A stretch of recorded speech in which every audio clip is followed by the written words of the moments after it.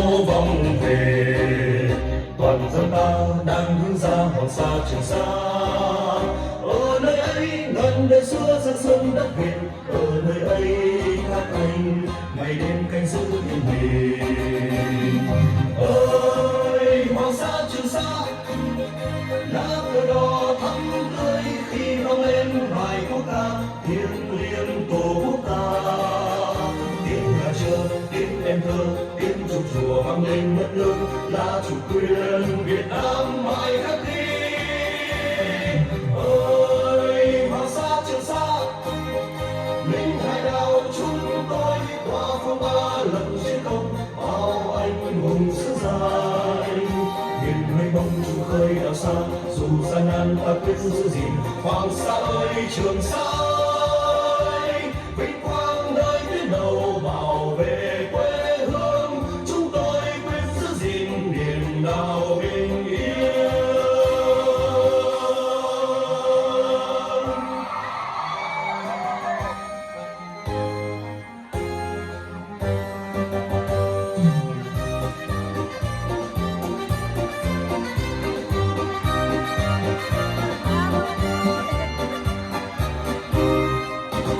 Từ miền Đông biên sông vô vòng về, toàn dân ta đang hướng ra hoàng sa trường sa.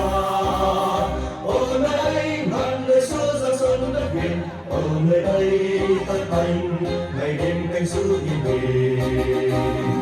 Ơi hoàng sa trường sa, lá cờ đỏ thắm tươi khi vang lên bài quốc ca thiêng liêng tổ quốc ta.